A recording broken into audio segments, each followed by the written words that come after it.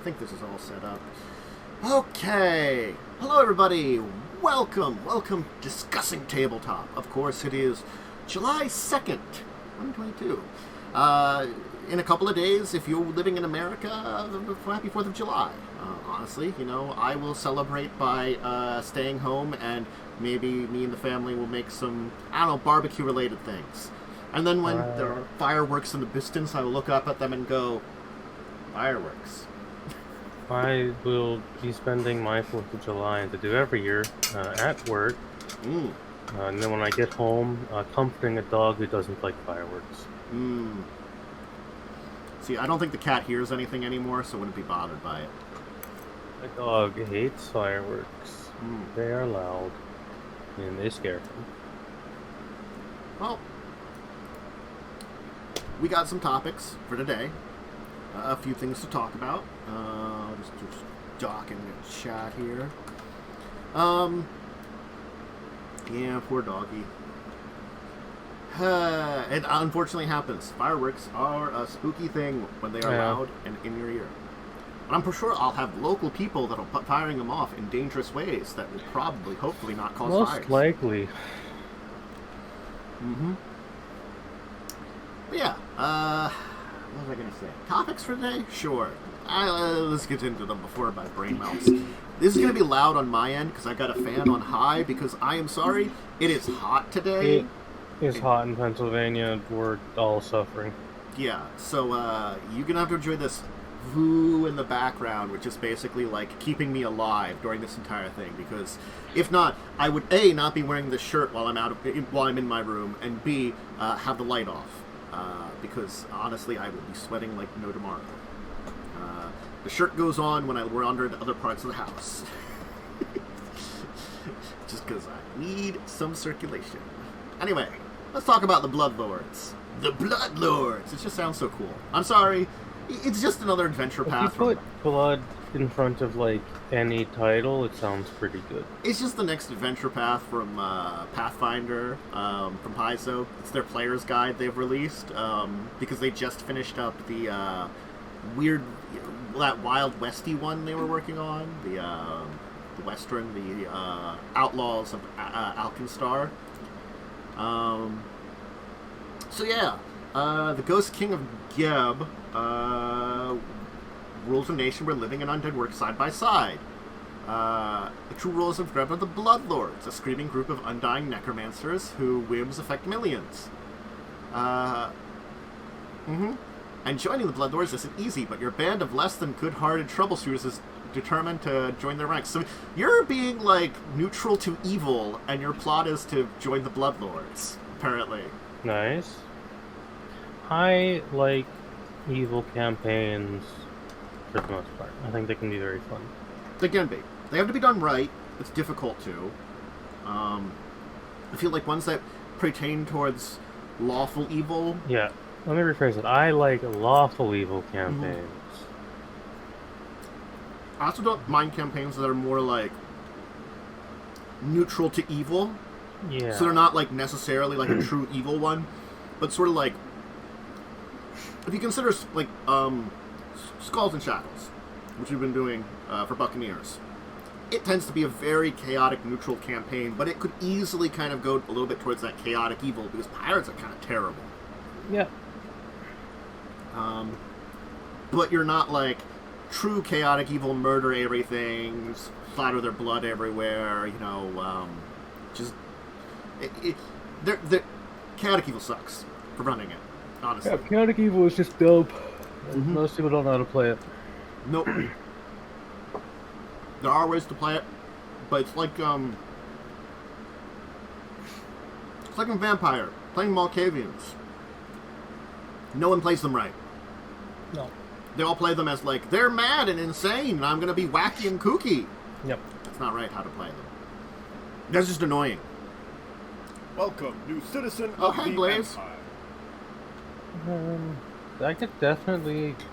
I mean, this would be, like... For the resubscription. 47 months. Good and fun. Oh, yeah. Because I do want to play a Vampire eventually, and this seems like, hey, that's a pretty good one for this. Yeah. I think those are in 2nd edition by now. I think they are. I think Vampire was introduced. I mean, it's an interesting concept that you're like trying to become lords of this like I guess an interesting nation, Geb. I don't know a lot about Geb to begin with. I knew of its existence, but I haven't really read into it, just because I haven't done any adventures in that area. So it's kind of cool to have adventure there. Oh, Geb's there. Yeah. I didn't even notice it. Yeah. It's in a weird little spot, as I recall. I think it's the thing that it's been good for the adventure pass now, because I feel like a lot of them have been less world-ending in 2nd edition, and more just, there's some kind of crazy adventures happening in this one area that you're involved with that are a lot more, and I like that too. Yeah, I think that's better. Yeah. For the most part. Yeah.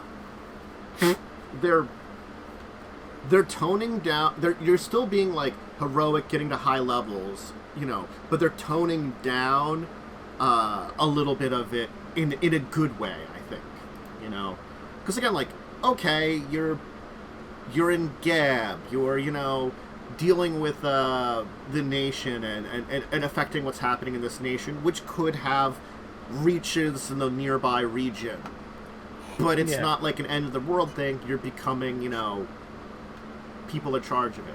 It's a regional problem. Yeah. It's not like one of the Rune Lords is coming back and tries to conquer the world or some shit like that, you know? Or whatever the hell happens in the time travel adventure where you go to Earth. I can't remember what happens. I don't remember what the actual problem of that is. I just know you go to Earth for some reason. Yeah, it's been a while since I remember that one. It's a fun one. Again, like, not to say that the other ones aren't fun. Like, I feel like that's why Skulls and Shackles is a better adventure path in a way, because it's sort of like you're dealing with stuff in the shackles. That's it. Yeah. You know. And does it affect the shackles? Yes. Would it have an effect in that region? Of course. I mean, there's things going on with, you know, Chelix trying to get influence there and things like that. So storyline-wise, it is kind of important, but it's not like end of the world shit, you know? And certainly like stuff with the Whispering Tyrant or like the World Wound, all that shit is very like apocalyptic-y, you know. And they did Not plenty every of those. adventure is a world-ending threat. Yeah. You could have an epic adventure that's just like in your home nation. There's some kind of problems that's threatening your nation and the government, and you know, along the way, it could end up being like a very dangerous and deadly threat that, you know, forces you into situations where you level up to very powerful and become a hero of your nation. There are, like, you know, high-level people in a bunch of nations because they got there through shit that happened. You could be one of them, too. As I eat a little bit. I think this is only going to be, another 3-adventure one, maybe? They've been doing a lot of these 3-book ones, so I'm just interested. Let me hit this. Download. Oh, hey! It just opened it up. Cool. I think you start at first level? I don't know. It's somewhere in here. But you can just, let me put the link here in chat. Because you can just link into the adventure path there by I hit the download this thing and it just opened it up. Isn't that wonderful? Look at that. Weird. Very quick and efficient. It's almost as if they like provide this for free and very easy so that you can get an idea of what to play. Book 1 of 6, yeah, it's first level characters. Okay, so this is a 6th level one. Oh, I mean, this is 6th adventure. Book 1 of 6, it's got your start level 1 and presumably go to like 15 or something. Okay, so they've been doing a couple of 3 ones, so it's nice to see The it. Wild West one Was 3 adventures. that was like 3. Yeah. I mean, I like the 3 ones, but I also like these bigger, longer ones too sometimes. They, you know, The 3 ones are a better introduction, I feel. Yeah, they're better for like getting you into 2nd edition, while like, you know, once you're in, you can have these bigger campaigns. So, cool. The Bloodlords. Ooh. It's cool. If you're interested in looking into it, does it sound like a cool adventure? That's the one there. Okay. I did want to talk a little bit about the Paizo releases. They talked about a bunch of them that they did in June, just because there was a few things on here that interested me. Like, speaking of the Wild West Adventure Path, the third adventure came out. So, Smoking Gun, that came out. A View Vengeance Seeking Vigilantes, 8th to 10th level. A pocket edition of their Alien Archive. The first of the Driftcrafters Starfinder Adventure Path, so the one that their big event they're doing. And of course, the most important thing of all here, the Pathfinder foam replica life-size kobolds, red and blue, are here. Yep. They're $600. They're so expensive. They're here. They're so big. The 3-foot-tall kobolds. I love them. I want one, but I don't have the money. I know. It's one of those things. It's like, do I really need that? If I had $600, I might. If I had $600 to just spend, I would buy one. Mm-hmm. If I had, like, just that... It's probably not the highest on my list. But, it's like, if I had a bunch of money and ended up with that 600 extra, I think I could get this. Yeah. I mean, I'm really happy about, silly stuff like this. It's the stuff they do that makes, I guess D&D has some stuff like this, but they outsource it. Paizo's like, Paizo makes, they sell their own. Mm-hmm. I know, the game store I go to will probably have a few of these. Like, they'll buy them and put them out for, like, display and stuff. There's decoration. I know my game store usually goes to does stuff like that. It's the silly thing that it just reminds me of a game store which was really nice because it wasn't near me necessarily, but it was close enough to where Blaze and Joe lived at the time. Mm-hmm. So like I could go visit them, which was only like half an hour away, so not too bad. And they made this game store. Little backstory: made terrible choices. Kept having to downsize their location because apparently the owner did not know what he wanted to do in a modern game store, and he had his ideas of what he wanted, and this included, a massive crystal DC figure chess set, which he didn't just get one in for display that he would sell then. He had, apparently, according to the person that worked there, like 5 more in the back. Oof. And they were like $1,000 because it was like these crystal like things of like all the DC hero or villains and stuff for chess sets. Yeah, it doesn't seem like that'd be a big seller. Yes, and so you spent $5,000 on inventory, or even like at half that price. It's still like a lot for this inventory that doesn't sell very often. I'm like, buy 1 or 2 at most. Yeah, that's not a very good decision. Mm-hmm. Whereas, like, stuff like these, because they Paizo did the Goblin one a while ago, too. Mm-hmm. That's, like, a better decision, because, one, they're technically affordable. Yeah. And they're cooler than a chess set. They are cooler than a chess set. I mean, you have to be a real big fan of both DC and chess. Yeah. And, like, you could put these on display at, like, your Paizo section for all your Pathfinder books you sell. You could just have them there. Honestly, you could just have them up in the store and it'd be really cool. Yeah, you could just have them somewhere. Mm-hmm. It just makes if someone buys one, they buy one. Mm-hmm. Again, there is a place for these more expensive items like this, and certainly, like, a lot of people like them, and I like them. It's just, when you can get them, you get your stuff. I bought a $100 dragon at one point in time. You did. It's just up on my shelf, but it's there. If ever I play in person again and need a colossal dragon, I'm there for it. So, yeah. We have a few more topics. Not a lot today. Today's a little quiet for normal topics. But, they're advertising this way ahead of times, but it is interesting. The D&D Onslaught that WizKids is doing, which I think is the one-on-one D&D minis yeah, game. it's the weird 1v1 miniature game. They're getting 2 new factions. I mean, that's Red Wizards and Many Arrows. Alright. I know the Red Wizards are. I know Many Arrows is one of the Orc tribes, because it's like Kobold, Many Arrows. The only reason I know about it is because actually the D&D minis game that came out around 3rd edition, they had the Kobold, Many Arrows mini, and honestly he was pretty good for the miniatures battle. So there's Orc Warriors and Red Wizards, and I mean, like, neat. More of them. What are the other factions? I don't know. With the core set, I don't know off the top of my head. I'd have to find a link to Onslaught, which is not in this place here. Just check the store page. Is it The Harpers and the... Oh god, I have no idea. Let's say this one. How's it look? Zentarum? Oh, the Zentarum. I don't know who those are. Oh, it's these weird Thieves Guild people. Mm-hmm.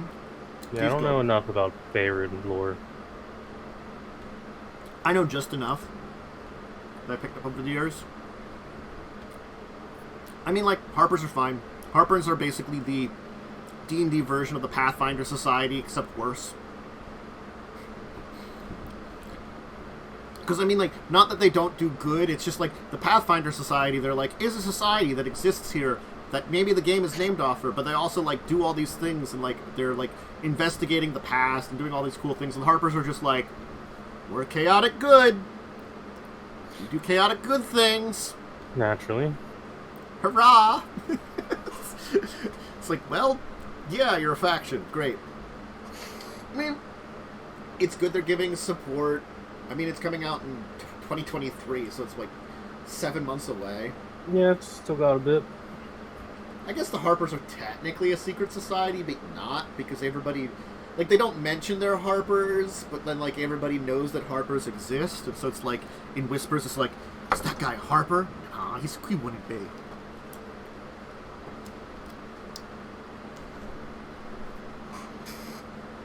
It's weird. Yeah. What was I gonna say about this? Mini games and games like this, they're neat. I like the one that's, like, it's D&D themed, which is, like, again, I like it. Yeah. 1v1 miniature games are, in my opinion, very fun. I feel like if they're gonna trickle out, you know, like, factions, maybe a little quicker than this, though. Yeah. Like, there's a lot of replayability to certain ones, like, I mean, the obvious one, Warhammer, there's ability to action for that. Mm-hmm. Or even Star Wars Armada, sure, there's 2 factions, but they released so many ships and stuff. And they still are releasing ships for it. Yeah, you can kind of customize your team. They did that pretty fast. Mm-hmm. This one, 4 factions doesn't feel like enough to me. Yeah. I'm questioning if there's enough support behind it. I don't know. I would like for... Again, like, I'm never against Wizards. I have my complaints and stuff, and even Wiz Kids, like, I have some complaints about their stuff, you know, but again, like, the companies are fine. You know, they do pretty decent products. I would not want things to fail. Just, you know, show better support. Yeah. I don't know. I've got a couple more topics, and let's just quickly move through them. It might be a little bit of a shorter day. This is a weird one, but it just drove my attention. A Kickstarter, Drop Bears. It is just funded with 16 days to go. It's a cooperative survival game for 1 to 4 players, where I guess murderous koalas are killing people. Yeah, all the fucking Drop Bear shit. I'm like, you know what? It's just silly. Yeah, it's just a silly game. Mm-hmm. Yeah, I mean, like, honestly, but cooperative survival kind of games are kind of neat. So, I mean, that's a thing that I kind of was liking about it. It's unique, you know.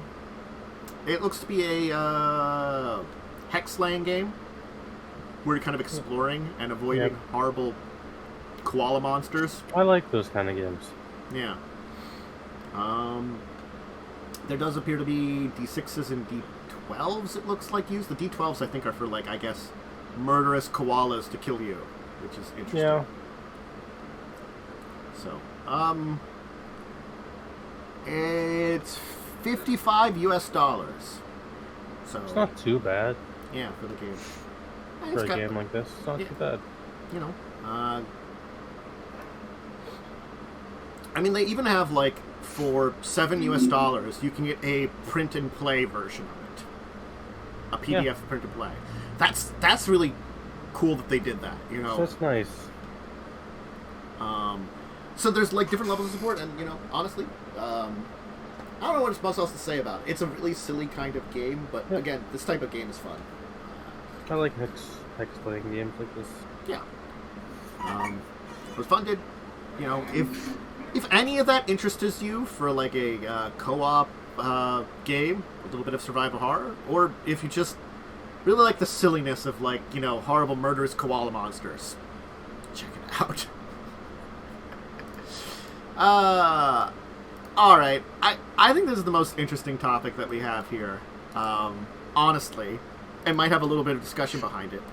Atlas Games has been talking a few times about that they want to work on things we're dealing with recycling and, you know, the waste that's in the tabletop industry.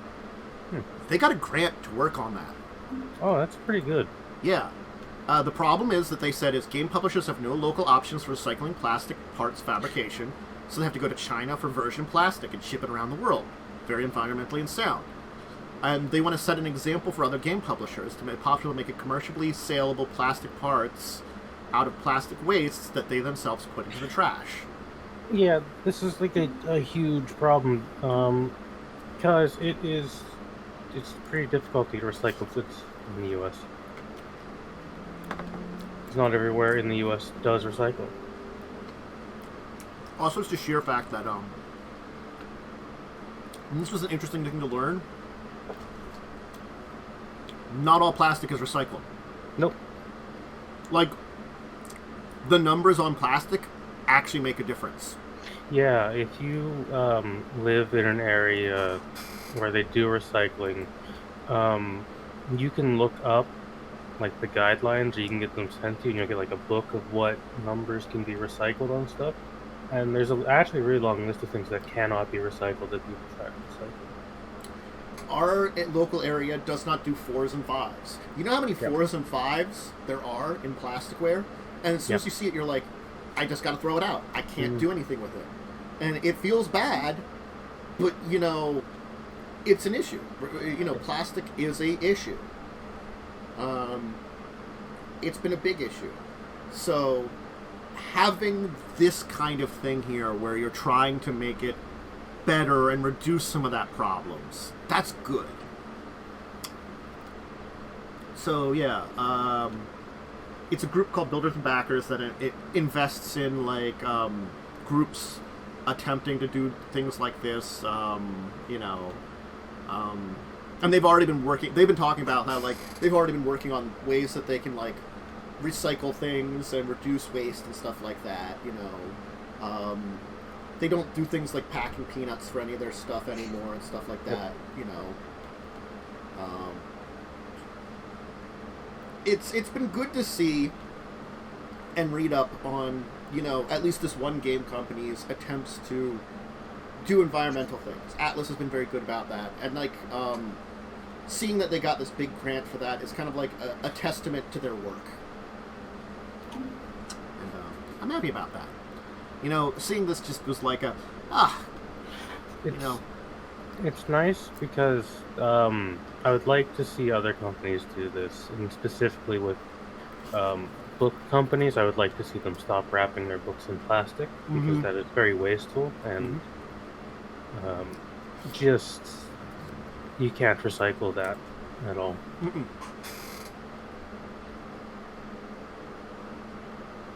Unfortunately, there's so much weird plastic waste out there, and, you know,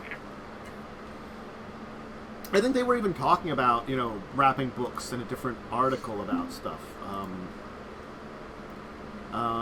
Where? Because they do some books and stuff too, and things like that. So they've been discussing it for a little bit, and so finally, cool.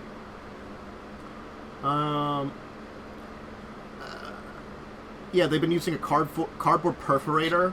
Yeah. To help pack with stuff, Cardboard's a good one to wrap your books in instead. Hey, paper products. They're technically biodegradable. And if people don't realize, in actual modern logging situations, we're pretty good at making trees renewable. Yeah, because you don't take down an entire forest unless you just want the land. If you're doing it for logging, you always replant, so you don't have to take more than you need. There's actually regulations on that people are unaware of. Yeah. Like, our first world logging operations are actually really good at being sustainable. We've learned how to do that for logging. At least around, with us. That's the thing is, yes, there's a lot of places in the world, and, probably... Do we have enough here in the U.S.? I don't know, actually. We'd have to maybe set up other areas where we could do that kind of thing. But we can do that kind of thing. And make it more sustainable for paper products. So be happy on that. Paper is good. Honestly. Anyway. So, that was a cool thing. It's very environmentally sound. I'm glad someone in the tabletop industry, and someone that actually is like at least a mid-tier company. Atlas does enough stuff to kind of hit that like middle tier about stuff. They're not like one of the big boys, but they're certainly not small time. They're a known company. Yeah. They make quite a few known things. Yeah. So glad that they're set an example. And then you brought something to my attention. Yeah, I found a thing. Like it here? And I looked, because I often browse Reddit for monster stat blocks, and I saw this being advertised on one of the Reddits. It is Steinhardt's Guide to Eldritch Hunt. It will be a 350-page book packed with content for 5th edition. It is heavily inspired by Lovecraft and the Soulsborne franchise, something I'm personally a very big fan of. It'll be a Victorian setting, Bloodborne, with plenty of eldritch monsters, nightmare monsters, looming threats, evil moons, and if you go to that link, you can get a free paladin subclass as advertising. That's pretty cool. And the Kickstarter is going to go live on July 19th. Good. So certainly this one we might bring up again when the Kickstarter's live, but, it's a cool product. I'm a fan of more weird monsters that are outside of what Wizards is willing to do because they need to appeal to the wider audience. You don't quite get those weird, horrible things anymore with Wizards. Like, even in, like... Even in, like, 3rd edition, you don't have them. In 3rd edition, you had plenty of stuff. You had, like, you had some weird stuff, because you had the, like... You had a lot of weird undead in 3rd edition. You had a whole book of weird undead in 3rd edition. They had the Book of Eldritch... the Evil Book, which was, like... It advertised it was 18+. And, I mean, it just had, like, we've got some, like, succubi or something that are naked, and, like, it just had some blood. It wasn't really much.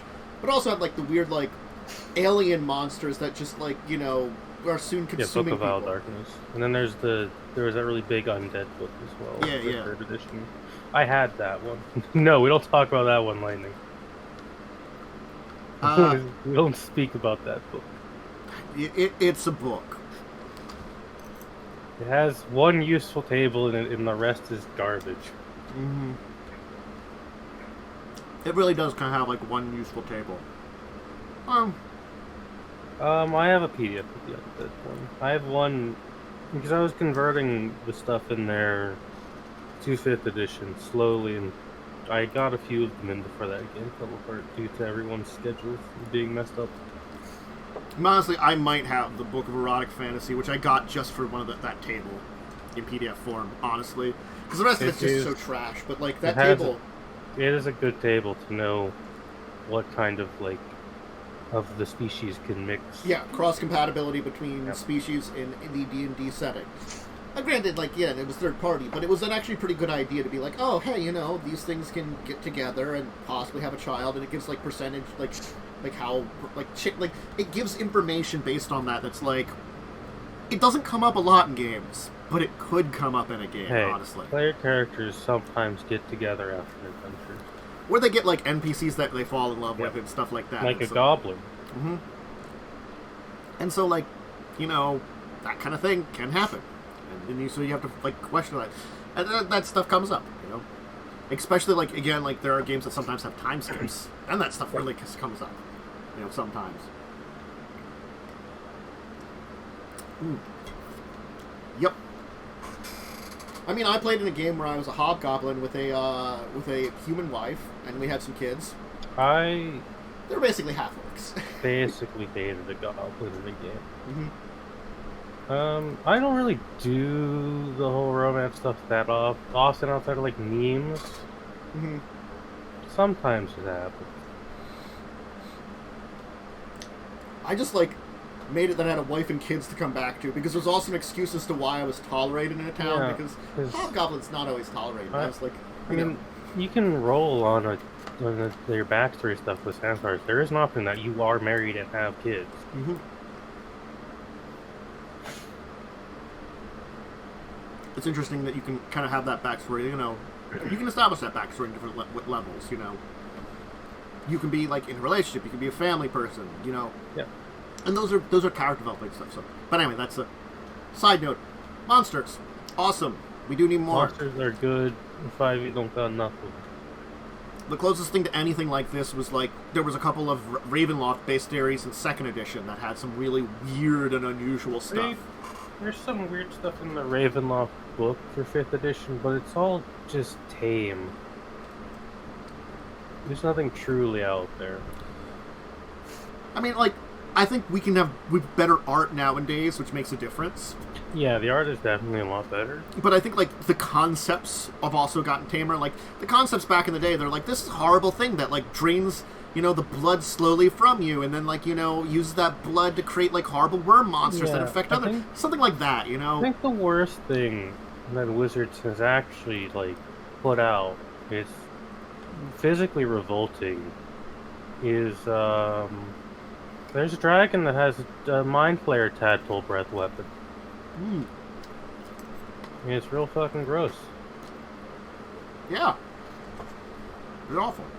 I think it's supposed to be the old Brain Stealer dragon from, I think, 4th edition. I don't know what edition that thing was in. I can't remember either. Better. There's a It's lot also hideous, because whoever made that art is a terrible person. Well, hideous in some people's eyes, beautiful in others. It's just gross and goopy. Goopy. That's a great way of describing a creature. Well, that's our topics for this week. It's a little light on topics, but not too terrible. Now, I thought of this topic because of something that you were talking about for, well, your game on Sundays. Because you're basically creating up your own version of a kind of rule system for things like guns and armor and magic and stuff. So it's you kind of have to play around with rules. So the topic today I thought about is sidestepping rules for a game to work. Because when you're creating your own rules, then you're just working and evolving them. But there are rules in place that you also have to work with too. Yeah. Granted, I was just saying 5th edition's a little lighter. 5th edition is a little... Well, it's not necessarily light on rules. It's more that a lot of rules are just optional. Mm-hmm. You don't really have to use them. Bendable. They're very malleable. Unlike Pathfinder, which is a very rigid system that has about 1 billion rules. Mm-hmm. The thing is, bendable rules are both good and bad ways. Yeah. Sorry, deleting. It's definitely, when a system is more malleable for its rules, it's definitely a little harder to follow them, because there's never really a good answer for how a rule is meant to work. Yes. And with that, sometimes you can get to situations where you make a decision, and honestly, you might contradict the decision you made earlier. Yeah. Because it could be the same problem but come at a different way. And if you don't remember that, that can happen. And that could be, annoying to your players. But sometimes, you don't remember all the little, decisions you have to make, honestly, in order for stuff to work. Yeah. I always err on, as a DM personally, I will let a player I'll let them do a lot of shit that's technically not in the rules as they're written, because it's kind of cool, and also if they fail, I just get to mess with them a lot. I'm a lot more like that now. I was a lot more rigid years ago, but I guess my rigidity was also because, I think when you're dealing with things more like Pathfinder or earlier editions of D&D with more rigid rules, you can't really bend those kind of rules, but 5th edition is so bendable and flexible. Yeah. You can still do crazy things or come up with crazy things. It's just sort of making it reasonable for your players is not always easy. You have to, you can jimmy with it, and you can make things happen. It just takes a little bit more work. I think is an easy way to say it. Yeah. Because honestly, there's this, I will take a good example that actually came up. The Dragon Turtle. The Dragon Turtle should have theoretically just knocked your ship over. But I'm also it doesn't really talk about ships larger than it very well. It doesn't really provide capsize rules. It just says capsize. And I'm trying to look those up, and I'm there's nothing on this. A ship is actually very difficult to capsize. Yeah. Just in real life as a fun fact. A big turtle really wouldn't be able to push it over. That's why I was it did the first thing to start with it by having, your ship partially flood, so it's running low now. So it's it's sort of if it's very buoyant, you can fill it with water, but you have to hold it down. So there was the more logical route of, rather than tip it, just try to pull it down. Yeah. So your ship, its first big check, filled up your ship a lot. And probably, if Yakul hadn't attacked it probably would have just done another check, and then, we would have seen that. But, Yakul's going to attack, and I figured, that was a good distraction, or you firing at it, made it have more targets. But, those rules that are written, they're good yet bad in that case, because they just are very succinct, but they also don't give details. Yeah, they don't give enough detail on that kind of thing. I know for the Cyberpunk game I currently run, a lot of it is my own rule system. I'm a little fast and loose with it. Mm-hmm. And as you've seen, I'm changing some of the rules slightly. Because you had a big combat, and I wasn't too happy with how that combat was, so I'm going to change some of the rules a little bit. Cantrips are going to be free, guns do less damage. Because I want mages to actually use magic. And I feel like magic was being too restricted by the fact that guns do too much damage. But that's the joys of making rules, is you have to think about this stuff and then play test it. I mean, honestly, I'm a ranger. I have no attack spells. You have Zephyr Strike. That's the only spell you'll ever use. But I didn't learn that Realistically. I could have learned that one, but I chose, because it felt less appropriate to be attacky, to be more I know, entangle, Yeah, Ranger doesn't have a good spell list for attacks. It has a lot of control spells, which it doesn't really get to use that much because Rangers tend to have a low spell DC. Yeah. And then you just always take Zephyr Strike or Hunter's Mark. Mm-hmm. Yeah, that's why I am changing guns, and I made a new gun list with new dice. Yeah, I can see that, like the spell point for an extra D8 for kind of raising the level. Yeah, it's like it was a balancing act. It should be fine now. I think it's the fact that it's a catch-22 for your game, and this is an important thing to kind of say, which we might have talked about before. The rules are important, but the rules shouldn't get in the way of the game. Yeah. But also, your game shouldn't buck the rules if it doesn't need to. No. It's that kind of like balancing act between the two. Yeah, I advertise this game as a, hey, I'm gonna run this in the system I made with these custom rules. These rules may change as the game progresses. Yeah. I was very flat out with that. Everyone was good with that. Yeah. Honestly, I didn't get magic till 3rd level. So it didn't really affect me. Magic didn't affect like most of the party. I think it only really only Lightning's character really was affected by the magic stuff. Yeah. It's always interesting to I don't mind creativity in a game. It's sort of like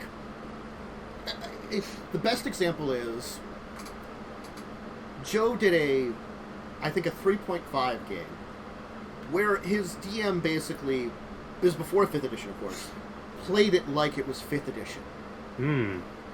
Okay. And the sound of that, it sounds like it was really, Joe had a good time, which I'm glad about, but I'm also to me, I'm like, the problem is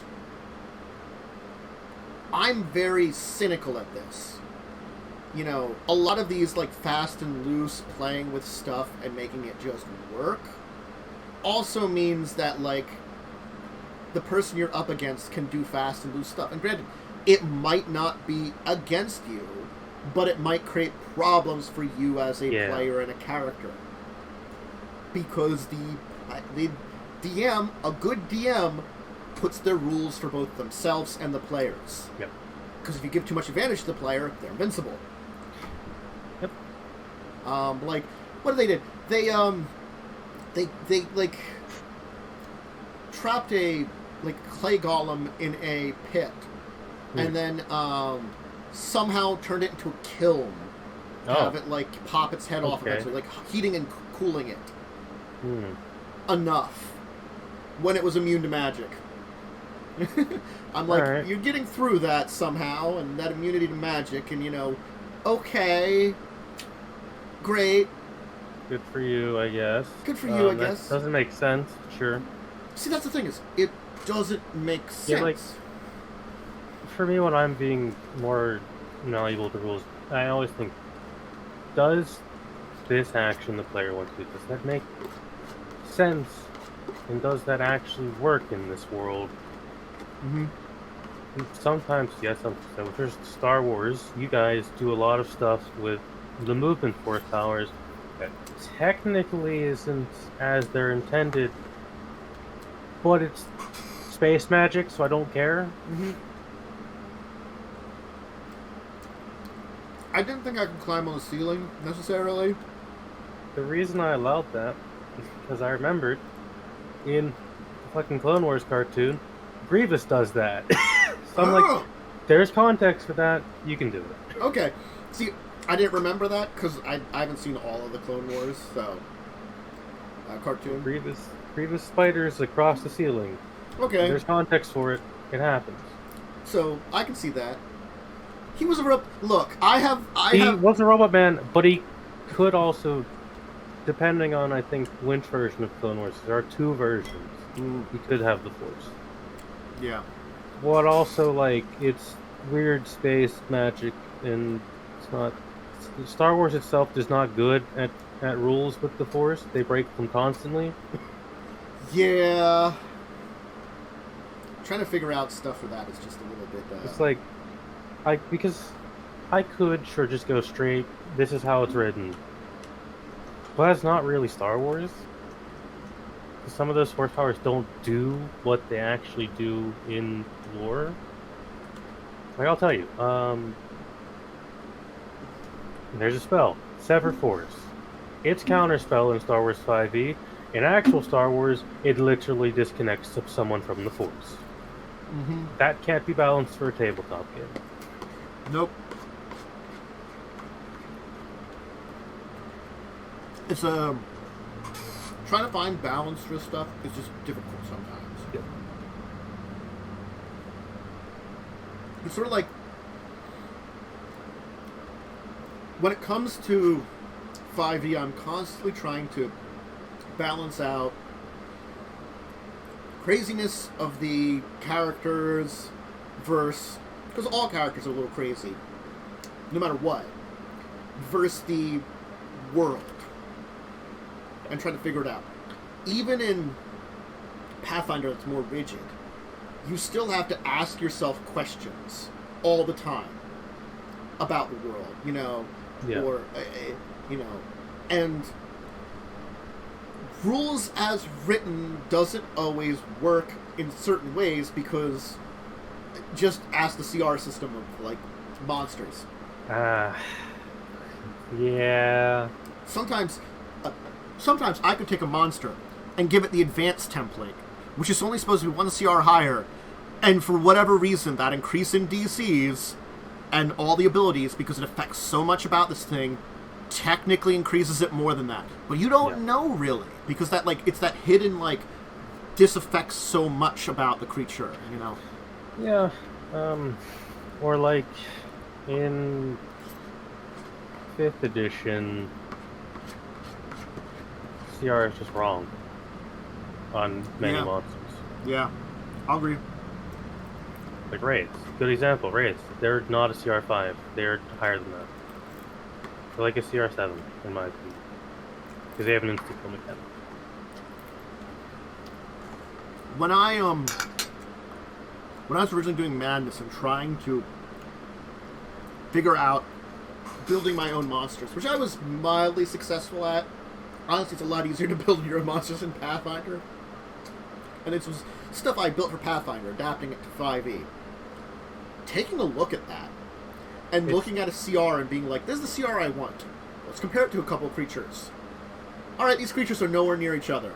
No, converting from Pathfinder to 5e is very difficult because Pathfinder creatures are, I feel, more well put together because they actually have, like, a flowchart of what feeds into what down the stat block, compared to 5e where they don't really have that and you're just kind of guessing. It's the thing that, like, if you compare it, Pathfinder is like, if you're this type of monster, this is the hit dice you buy. This is basically your class. Your monster is your monster type is your class. Here's the basics you get for having levels in that class, and then adding on special abilities and stuff like that, and having, like, base stats and base size. Change the CR from that base kind of statistics that you're kind of building off of. 5e is like, it has blah hit dice because that sounds cool. It has hit die plus number. Mm-hmm. Because hit die doesn't even matter, too. Like, trying to figure out, like, what bonuses a creature has and why it has those bonuses, so if you alter the rules, is kind of hard. The other thing about 5e, everything has proficiency bonus. Mm-hmm. It's not on monster stat blocks what their proficiency bonus is. Mm-hmm. I hate that. I would like to know what their proficiency bonus is. I think they've changed it now. I haven't looked, but that was one of the changes they talked about ages ago. It might come with whatever 5.5 is going to be. Yeah, having a proficiency bonus and what they're proficient in. God, please tell me what proficiency bonus these monsters have. Yeah. That's, for me, I can gauge about what quote-unquote level a monster is just by a proficiency bonus. Yeah. Because 5e is a game of proficiency. You scale with your proficiency bonus in 5e. Yeah. So the difference between a 2 and a 3 makes a big difference. Yeah. That's like a couple extra percents. Mm-hmm. I think it's that interesting thing that I keep talking about, that, like, that just comes to mind, that, like, Pathfinder 2nd Edition and D&D are very different numbers, but they have a similar scale. Like 5e D&D, it's a matter of +1s a lot of time.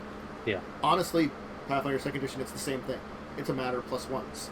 Though, in that case, you're like, up and you're like, you could be like between like, honestly, because you're adding your level as your proficiency bonus, that makes a big difference, but it just means that those +1s between CRs and stuff make a difference.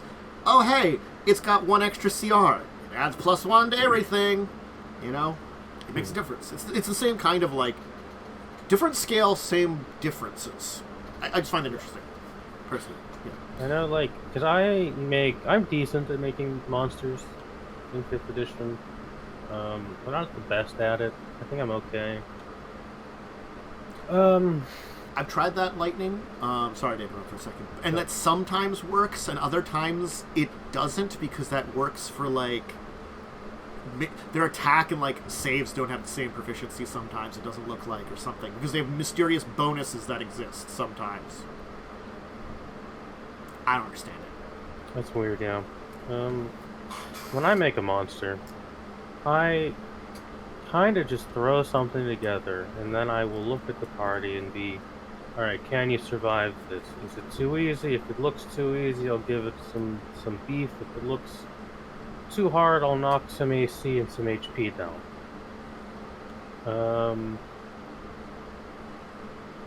Mr. Big boy with big sword you fought on Tuesday or whatever, he was, like, fine. He was made by the way I'm supposed to make stuff in Star Wars 5e, so you could take him. And he was very... I thought he was a boss.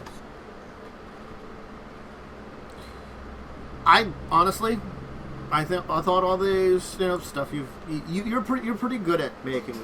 It's because, like, I think I've been a 5e player for long enough that I can know when a monster is just a little too bullshit. It's like, it's a skill that can be developed making 5e monsters. Of course, Lightning has given me, when I was running, I don't remember what fucking game, Lightning gave me a ton of advice for making monsters too, so that helped a lot. Well, I think it's like learning off of experience. Like Lightning had a lot of experience trying to experiment around with it and figuring it out, and you were then experimenting and figuring it out. And the thing is, there is some give and take in the CR system, which is good. You just have to have it in generally the right area.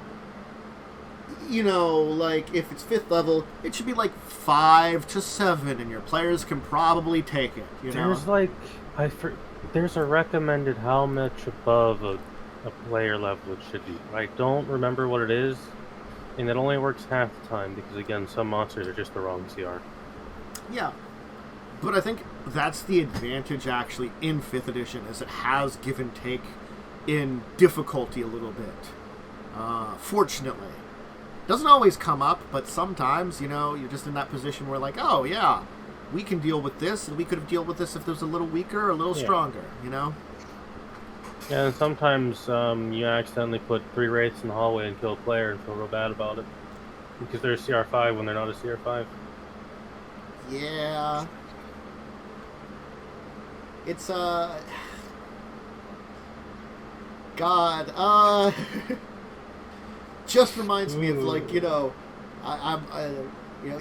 at, like, lower levels, playing Wrath of Righteous, 3rd level. Oh, hey, there's some shadows.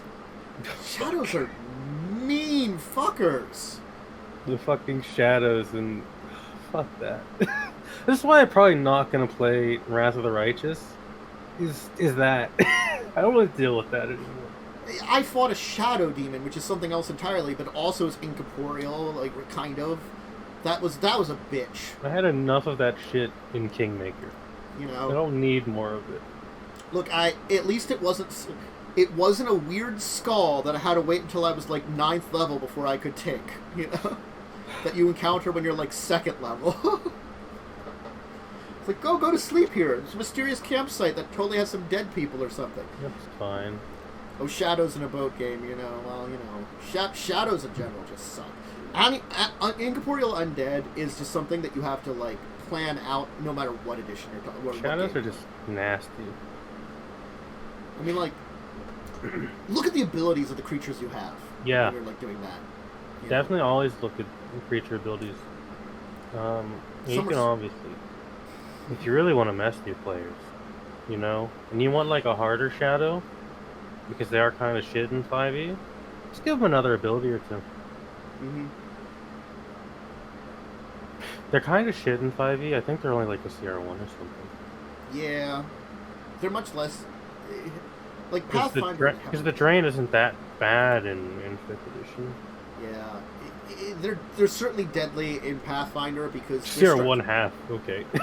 Yeah. Oh Good god. shit. That's really bad. Like, I don't understand why they chose the CR for certain things in fifth. Like, honestly, like in 5th edition, just like they're just like it would be cool for it to be this number. Let's build it at this number. Yep. Like, I think that's what a lot of 5th edition is. That this would be cool, and sometimes it is cool. Side note, because we are kind of side note here. I hate beholders in 5th edition. I don't like them. I don't either. I think they're too high CR. They're too ICR, and they're, to me, they don't really feel like a beholder. Yeah, they changed the flavor of them like completely, and they're like in a completely different thing, you know, with the flavor. Which I don't mind the concept of the flavor. That's what I'm saying. I'm just saying because like in every other edition, from 1st to 4th, it was this kind of thing, and then they're just like, oh, we're changing it now.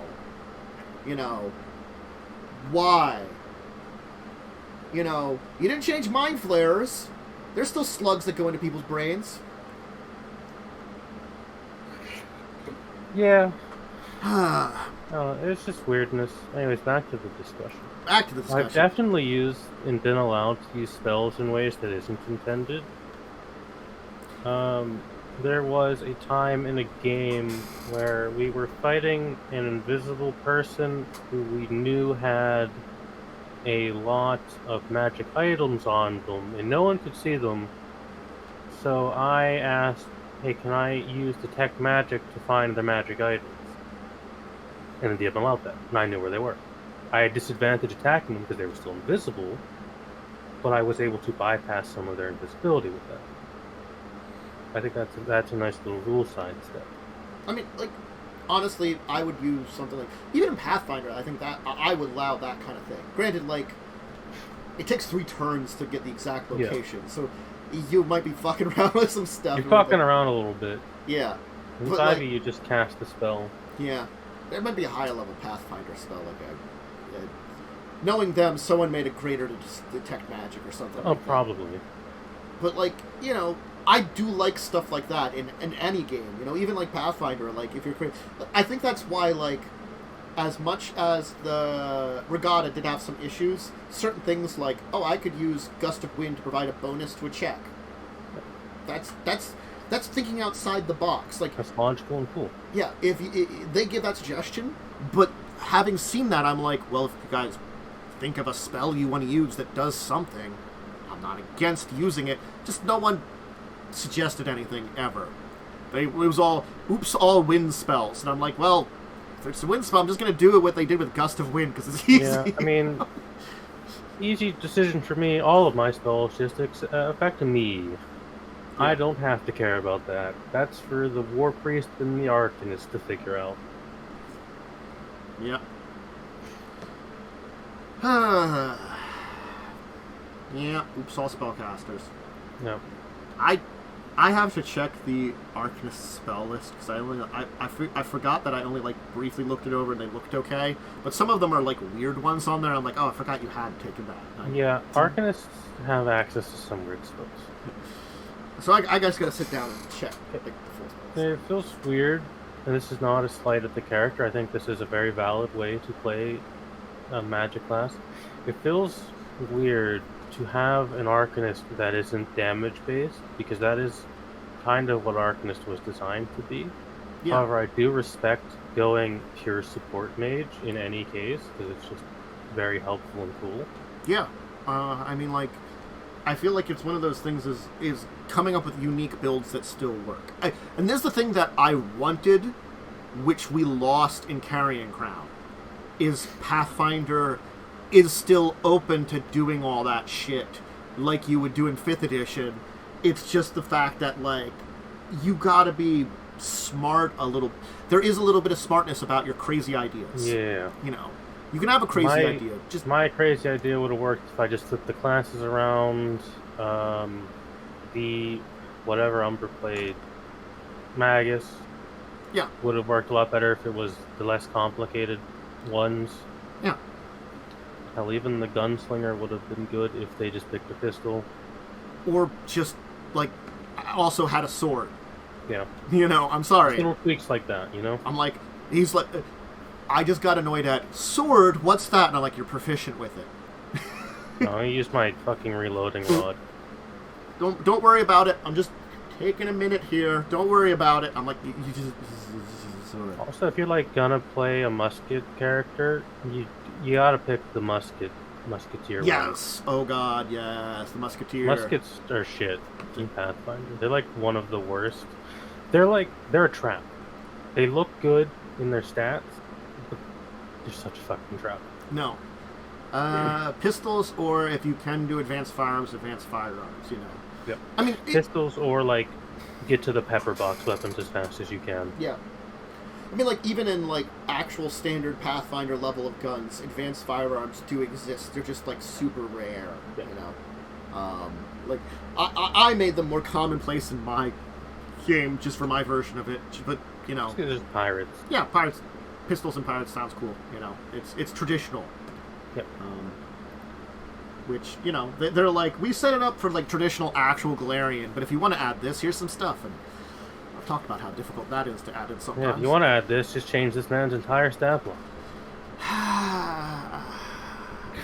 That was the worst one of it. All the other ones were pretty easy up until now. It's sort of like, just give these guys guns and they're proficient in them, or just give this thing a cannon and it's built to use it, you know, that kind of stuff. And this one's like, well, he could be a gunslinger, and I'm like, you. Makes sense. I hate you. I guess he's a musketeer then, and he's got a musket, and he's still, I guess, a ranger. I think he still was to have favored enemy human. No. Just to, like, still be incredible murdery.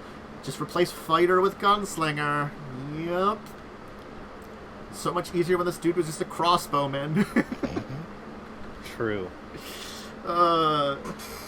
Did less damage, though, honestly. He was actually less deadly for the one-shot, one-kill.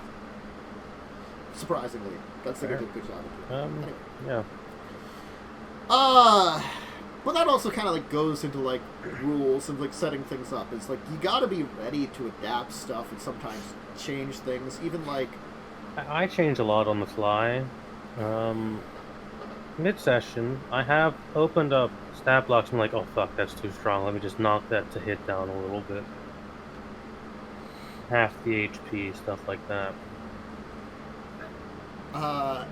Sometimes you, like, open up a stat block and you look at it, this looks fine, and you're, like, doing stuff, and then you're like, wait a second, I forgot all about this one stat. Oh wait, it does this thing. oh wait, it's got DR10 slash. I'm like, oh god. Well, shit. It's like, yeah, it's the thing that I do say, like, Pathfinder, you need someone that's like just a high damage dealer. Honestly, you need a Yakul on your team. We have that. It's just ground based. Yes, which is, I mean, no. I mean, when the Arcanist is like, you can fly now, that was like, okay, now the problem is solved. Right. Oh, thank God. Problem solved. Great. You know, that thing wants to flyby attack. Half its speed is only equal to is less than your normal speed. So if it flyby attacks, you can catch up to it. You know, that's the good news. Oh, yeah. I think it's just a matter of, you should understand the rules, because if you don't know them at least decently, when you fuck with them, it ends up worse. in a lot of ways. You have to understand why. I am of the opinion you need to understand why this rule exists before you can change it. Yeah. Like, again, harking back to the Dragon Turtle. If I'd done rules that were written, like, just because they didn't really give a lot, your ship would have been capsized. But I'm like, it doesn't... I understand why it's there, but also it's like... It doesn't... It makes sense why it's there, but it also doesn't, because if your ship capsizes, you just can't complete the race, and then you lose the module. Yeah. And, like, honestly, like, there were entire things about that, that part of the race of, like, outpacing it and stuff, you know, and things like that, that it was kind of, like, it's played a little fast and loose, you know. There's a lot of that race which is interestingly, like, set forward and then mixed in with, like, little, like, kind of fasty-loosey parts a little bit. And I think we'll talk about that in a little minute. But I could say, like, I feel like rules as written, which I used a little too much of in that race, wasn't good. There were parts of that race that, as it has gone, I think went well. Dragon Turtle, deadly, but kind of cool. Fine. It's within what a Pathfinder party of our level can kill, so it's fine. Yeah. Honestly speaking, I was, like, looking at it, and I'm like, if you got a direct fight with this, I think it's going to fuck you up, honestly. Like, you're technically within range of it, but it's, like, kind of epic, so it's sort of like, if it gets to drop on you, you're screwed. And yeah, like, if we had more ranged characters, and if the Arcanist had more non-fire damage spells, because again, usually as an Arcanist you're going to take fire damage spells if you have fire damage, if you have damage spells. The thing would have not lived very long. It would have breath weaponed, and then maybe breath weapon got a few attacks off, and then what it did, it was reduced to its threshold of leaving. That's what would have happened anyways. Which is, I'd say, like, 2/5 of its health, you know, reducing it to there. So... Yeah, you needed a nerd for that race. It's the unfortunate thing that I feel like it's the problem that, like, with the levels you did, Nat filled a very big part of the group, and then it isn't replaced. Yep. We have someone who theoretically should, but allocated their points in a weird way. Yeah. So, like, honestly, like, I might play around with some of the NPCs a little bit to make them a little better. Because we have an Arcanist. Arcanists get all of the knowledge. I just might play around with some of them, you know, where they originally allocated stuff to, like, you know, reduce skills and increase skills in other places and things like that, you know, because, like, and maybe change a couple of feats out that they originally had. If it's not religion, I really can't help with the knowledge check. Yeah. Which religion does come up. But there's a lot of other knowledge checks, and some of them you have for people, certainly, but others you just aren't good at. It's the unfortunate thing of me and Cell don't get local as our class skills. We would have to burn a feat for it. Yeah. I mean, look, I gave you a dwarf, and he's got good bonuses, but he doesn't always roll well. No. That's fine. You don't always have to roll well. We've done well enough. I gave him Breath of Experience, so he gets, like, +2 to all knowledge. Nice. Because he's 100 years or more old. He's an old man. He's an old man dwarf. He's had experience, you know? I think also nerd would probably help with, like, actual gunfire and, like, spells and stuff, too, is the thing, too. Again, we'll talk about that more in a minute, but I think the topic at hand is that, like, you just know your rules, understand them, be ready to change something. Yep. Try to be consistent in your tone, at least. Even if you don't remember what you decide, at least be consistent in tone. And, honestly, either side neutrally or more towards the players, I gotta say. Yeah, be careful with what kind of rule breaking you allow the players if you're going to be like me, where I'm of the policy that whatever you guys can do, a monster can also do. Yes. See, that's where the neutrality comes in. Yeah. And honestly, I also feel like it's important to note about that neutrality. Have it be something that players will do rather than can do. Yeah. If you say like, oh, I'm going to change this rule because this monster's doing that, but the players could totally do that. If they never do that, you're screwing over your players. You know, you're hurting them. You always want to make your rules around the players, not your monster. Yeah. So just be careful with that, because I've encountered that before, which has just been by chance, and it's annoying more than anything. You know. Again, I played with someone, good DM, liked their stories, but when they had to make decisions like that, oftentimes it was weighted towards their creatures. A little too confrontative in that end. Just avoid that kind of stuff. And again, avoid making your players gods. Don't side with them for stuff. Don't make them like too overpowered, you know. Yeah. Make decisions that, you know, good for them, but like they're just not gonna like screw everything over in your world. By doing that. Experience is probably going to be your best key on that end. It's something you learn with time. You're probably going to make mistakes. You'll learn it. You'll get better. Well, I make mistakes now. I've DM'd for years. I make mistakes plenty of times. Like honestly, like sort of every DM makes mistakes. As long as they're small mistakes, you can live with it. You just don't want the big mistakes. Like big ones are bad. Like picking. Like I'm going to tell you, Lightning Elemental. Looking at that and being like, oh wait. I thought this was okay. Shit. Oh. Whoops. Forgot they can't really fight this thing because no one really can do a lot to it. None of us have slash. None of you had range. No, when I mean slash, I mean like it just reduces physical attacks by 10. Shit. That's terrible. Yeah. I think I was probably the only one who could hit it then, honestly. You were doing damage to it. Yeah. But I would have had to burn like all of my bans. Probably to kill it, yeah. Because it also had like 100 hit points.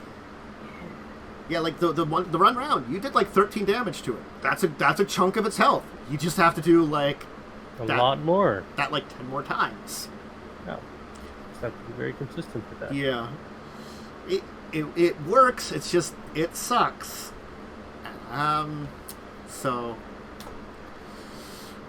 I think that's the thing that I like to try to avoid. That's a slog fight. I'm not a fan of those, and they sometimes happen. They are unfortunately a thing in Pathfinder and 5th edition. Yeah, you just have to slug it out sometimes. Yeah.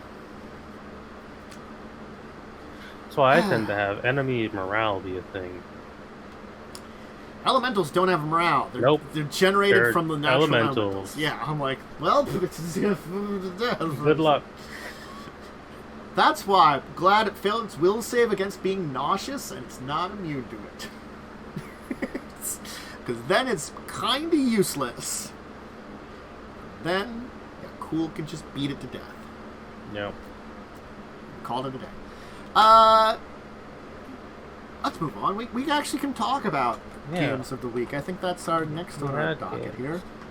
We had games. I guess we had Cyberpunk game. Yeah, you guys went and are investigating some weird old metro station. Mm-hmm. And you found some idiot guards, and you put them to sleep.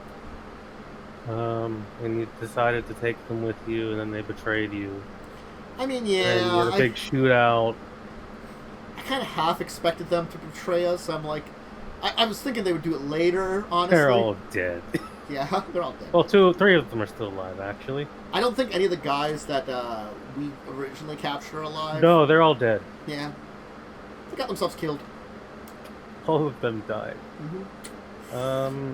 Then you had a little conversation with the mages you've kind of been hunting.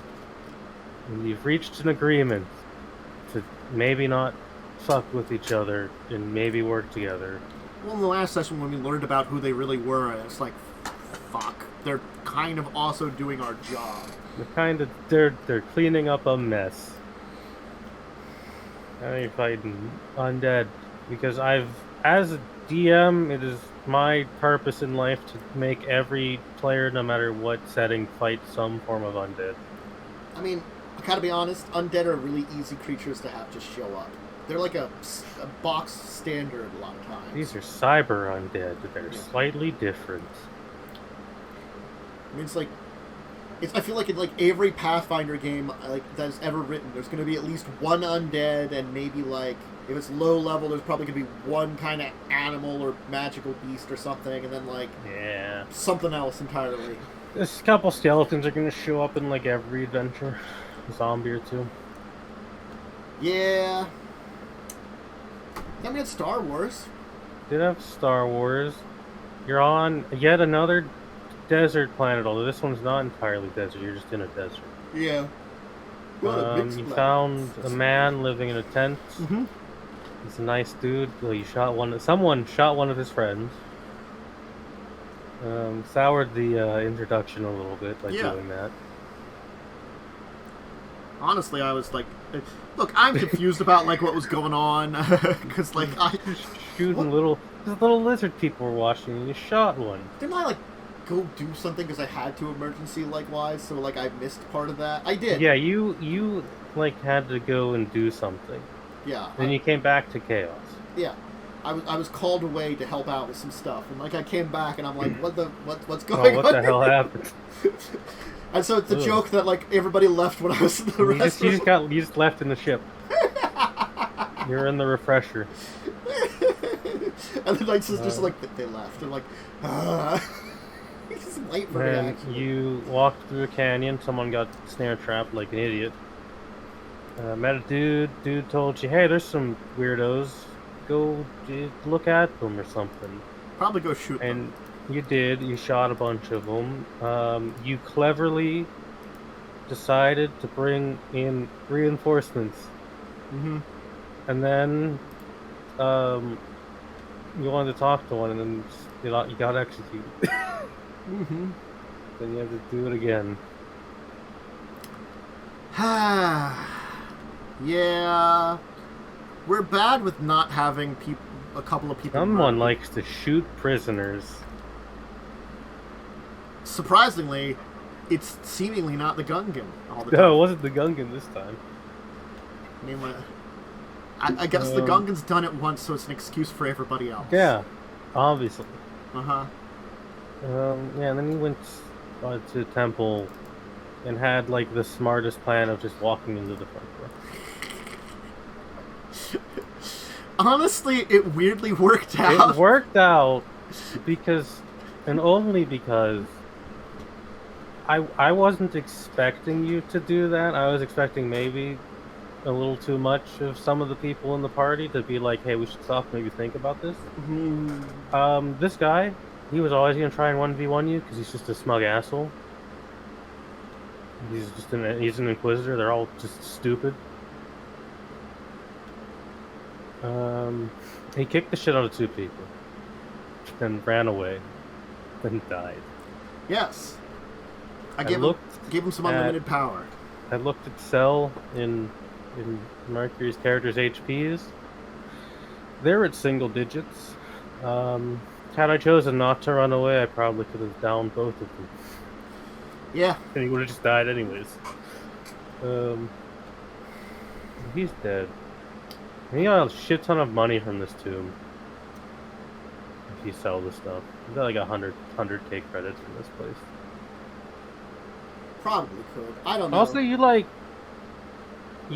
called the main big villain to sass, and then got strangled through a hologram.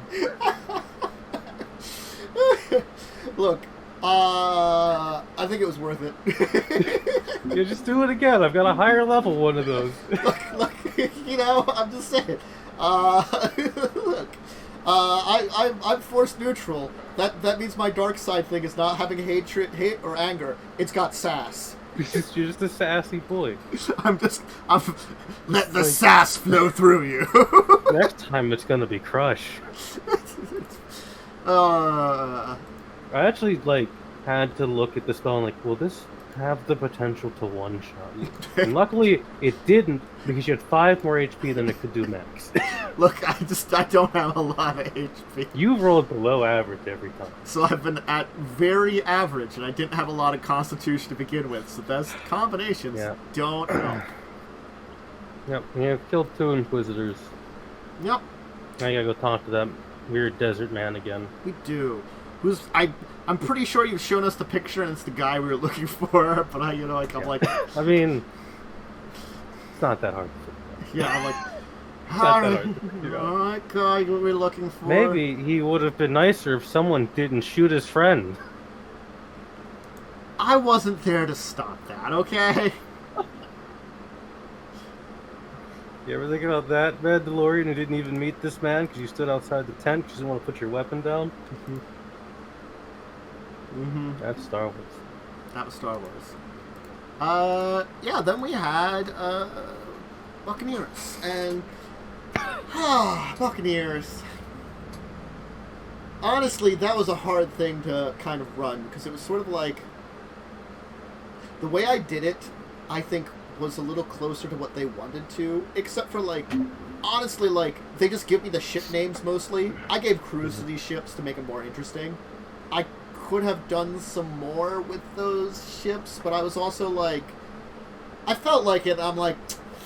I don't know how much I want to drag down this thing. And I feel like it was probably better I didn't. Yeah. I think the one issue I have with it, and this is mostly because it's a Pathfinder thing, you get to a point where you've made so many checks, you are just tired of making checks.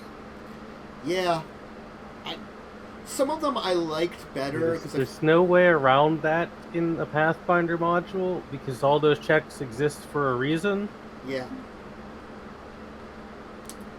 I mean, most of them were to, affect your race standing. Yeah, they give you point how much, score you have. Yeah, they add or subtract your race standing depending on how well you do. Honestly, I think... Part of me feels like the most interesting things was the random shit that was happening with, storm-related stuff. Because you're, hanging out near a hurricane. The dragon turtle was cool. But, all the sailing checks to go through the boring rocks, I was alright, more checks. I thought, stuff like the anchor breaking was kind of cool. Anchor was fun, it was interesting. Washed overboard, I thought, that was an okay one. Nah, it's not my problem. You just need to learn to swim better. The rudder was there. I mean, stuff like that I feel like is at least a little interesting. They might have checks, but it's there's activity related to it. I'll tell you this much. That ship is going to need a month or 2 of repairs at this point. Yes. Good lord. That ship's fucked. Your ship has been so damaged and beat up. Honestly, that's supposed to be the regatta. The regattas, there's plenty of people that don't survive it. Alright, we're gonna get an island somehow. Oh, so you're doing still pretty good. Your score has fluctuated a lot, but you're at least at a decent score, I will tell you, for what they're looking for. I'm so curious what happens if you just fail. There is actually something for that. Because there's definitely here's the if players fail race, here's how they can still continue. Because I've read through Carrion Crown, and Carrion Crown has that. I'm gonna tell you because this one would probably not come up, gotta be honest. Unless you screw up really majorly, which would be really difficult with Cell's check. I don't know, Cell, panicked so bad at rolling between a 25 and a 30 that he took skill-focused sailing. So he can't roll below a 30 now. That's pretty silly. I like that though. But no. Technically speaking, you're always made to come in first or second. I figured. And there may or may not be evidence of perhaps someone cheating if they come in first. That's what I actually assumed. Yeah. Yeah. That was my assumption, and honestly, that's a good way to do it. Yeah. So it's like if you guys really screw up a lot and come in you come in second instead, then and I like that. That's not a bad way to do it. honestly, you not coming in the kind of like where you're at right now, I don't feel like you're not. There's basically this like race score that's between these two things, and you're kind of like set in the middle of it. Man, I don't know. It still might roll a 30 sailing check instead of that 40. It's not going to give you enough of a bonus with the amount of checks left, I don't think. Basically, the final bit is down to the wire, is where you're kind of at. You're going to be on the race.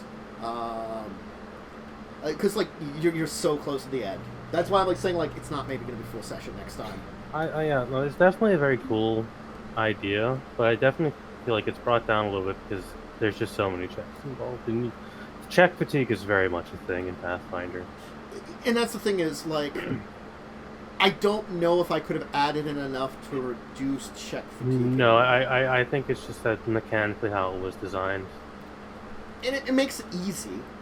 Yeah, but it's easy to run because it's just, here, roll this check, here's what check was. In order to get more away from that, it would have been a lot of work on my end. Yeah. I would have had to, maybe map out entire things or shit like that, That's...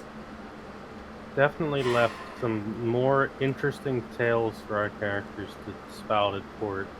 Like how I shot a dragon turtle in its eye and fucking told it to fuck off. Mm-hmm. Yeah. You criticaled its eye. It lost that eye. I'm saying, canonically, it's going to have like a big old scar over it now. I'm going to come back when I'm level 15 and take its other eye from it. Mm-hmm. In an epic duel in the ocean.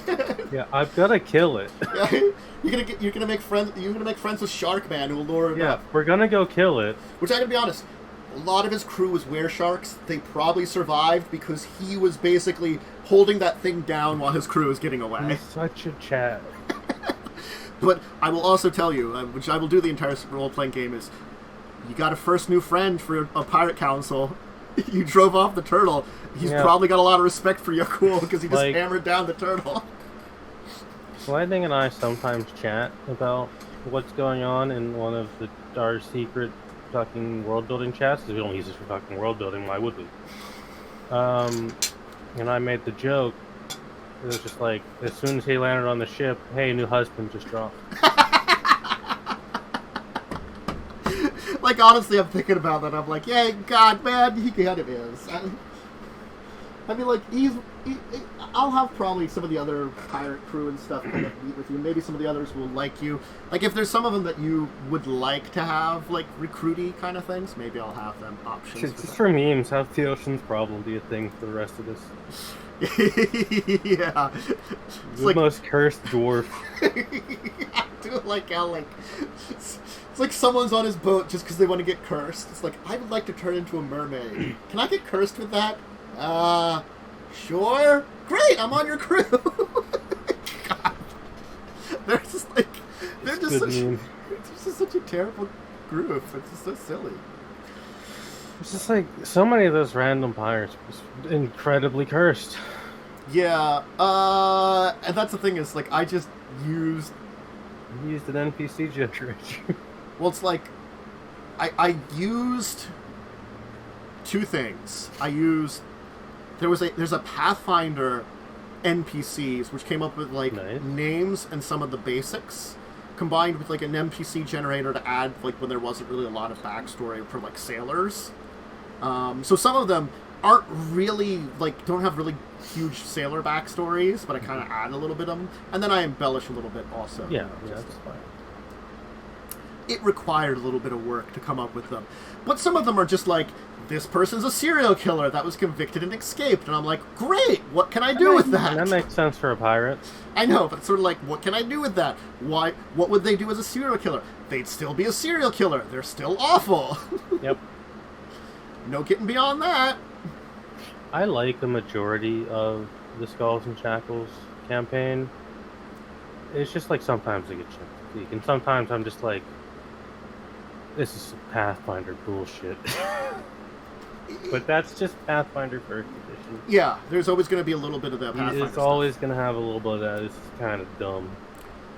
You just have to keep an eye out for it, and I'm doing my best to avoid as much of it as possible. But I mean, again, you took out like the worst part of the adventure, which was the start, and made it infinitely better. Which was pretty hard to do, I will tell you. That start is just infamously bad. That start is horrible. I just we're gonna make this from like awful to like we're gonna do like 1/3 of everything they're talking about here just to make it easier, you know. It's the fortunate thing that, you know, like the regatta kind of feels like a little bit like that shit, but it's short. It doesn't last very long. Yeah, like you're like 9/10 of the way done. I gotta be honest. That's the thing, is there's a little bit left, not a lot. I'm curious how long of a time skip for that. Well, with the repairs to the ship, it's going to be a bit. It's going to be at least a couple months. Mm-hmm. Getting the ship repaired, getting things organized, before you can finally settle down your island. Because I think going to your island will kind of be where we start out with. We'll figure it out. Yeah, it makes sense. You know. And we can bust out the kingdom building rules and, you know, just switch games entirely. I don't think enough. We'll give Cell a spreadsheet and let him go to town. I mean, you have to, like, finish Adventure 4 for that to get to that, because Adventure 4 is, like, securing the island and then, like, you know, doing your initial build, and then, as I said, like, the storyline is you gotta host the rest of the Pirate Council, you know, show yourself off to be like, I'm still worthy to be on the council. Party.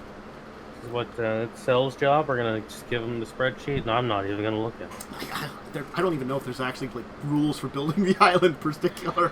Probably not, but there's kingdom building rules, which are, like, really complicated. I was going to talk about, like, fleet building rules. I'm like, I don't think there's anything for that either. I don't think there are fleet building rules, so I think it should probably be kept kind of simple. I mean, they talk about, like, even in the first and second book, they talk about getting multiple ships at some point in time. It's possible to do that very early on, but the thing is, like, you know, what the fuck are the rules for that, you know? Yeah, I don't know what book those would exist in. So maybe the, like, advanced combat. Yeah. I didn't have Thursday because I was in a car for like 11 hours. And I didn't have a good day Thursday, so it would have probably canceled anyways. It was a hell of a day. Didn't expect that. You know, that was an unexpected change of plans. And then Friday, I felt like shit. Kind of feel like shit now, but much better than I did yesterday. Well, it's good you're feeling better. I had a thing Friday. You did. We're in a, like, it's Cell's game. I'm a weird person. Everyone's a weirdo. We had a bunch of downtime, did a bunch of research, and then we were told that this town has kind of stopped, like, communicating, and everyone who we've sent there hasn't come back. So we went there and we killed a bunch of gnolls. Gnolls? Ah. Also, I think Cell is learning players like to meme, and he's going to need to learn to deal with that, because it's what everyone does to me constantly. Look, I keep it reasonable. I try to. We learned that, I knew this already, but the rest of the party learned that, hey, I like helped save this town 30 years ago and then died, and now I'm back. And then it led to, like, the discovery that in every instance of text Cell has made, he has spelled my character's name wrong. No, I like that that'd be like a historic thing for a character, that they just spelled your name wrong. He has spelled my character's name wrong? That could be like, that could just be a joke in the game world, that, like, you know, like, it's just like, can't anybody get my name right? It was very funny. I mean, I can't say people's names right, so it's okay. You have a hard enough time in Children of Wrath where we all pick the same starting sound. It's the hard K sound for everybody. As Carrie, Cole, and Claude. Oh, God. I miss Maxwell and Wintress just so I'd have different letters. Just so I'd have different letters. My favorite thing is I didn't even remember what any character's name was when I picked mine. Honestly, like, they just... they somehow did that. I don't know. Oh, God. Yeah, that was our week in tabletop. That was fine. It was a funny week. Good week. Yep. That's it for today. That sounds like a good place. Not a crazy week. Simple week. So, do you have anything to shout out different, Momo? Yeah, not today. Okay. My schedule, I'll do more raft. I've done a bunch of, I've finally managed to get some, like, off-stream time to get some of that, like, item, just farming done. You know, because it's a survival game and you can do some farming. So I'm at least in a reasonable spot to, like, you know, pop in and be like, I would play it. I'll do more Wrath of Righteous. Don't know if I'm going to do it more than once a week yet, just because, again, my tolerance for unbridled Pathfinder is only so much. And I still dread that crusade mechanic when it pops up. Not You looking can for automate it, but, like, it locks you out of some of the mythic paths, apparently. I've heard that, so I'm not going to automate it. And So you really don't want to automate it? Yeah, so we'll see how that goes. I've accessed to 3 of the mythic paths already. So we'll see how that goes, and I might add something else in the meantime. Buccaneers should theoretically be our season finale next week, and Children of Wrath should hopefully be back, barring any other crazy things happening. Certainly, I'm not going to be traveling for 1 billion miles down to Virginia and back in one day. Yeah, you don't have to do that for a while. No, and hopefully by the time that rolls around again, I don't have to do that again. Fair. I'm just hoping someone else will be doing that. Hopefully. So, yeah. I think that's it for the schedule for now. Anything else I'll talk about on Discord, Twitter, honestly, when I remember to. I hope everybody has a great rest of your weekend. If I'm feeling up to it, maybe I'll do some kind of streaming over the next couple of days, but I think I'm busy tonight with a new off-stream game character stuff or something or other. I'll join that. And then, like, I don't know what's going on tomorrow yet, other than Cyberpunk in the evening. Like, during the day, I have no idea what's going on. Yeah. So, everything else played by ear, let people know. So, have a great rest of your weekend if I don't do anything else. Have a great rest of your week. Have a good and safe holiday, people. Exactly. Stay safe and sane out there in a very non-sane world, and hopefully see folks next week here, same time and place, etc., and other stuff in the future too. So until those times, farewell everybody, goodbye. Goodbye.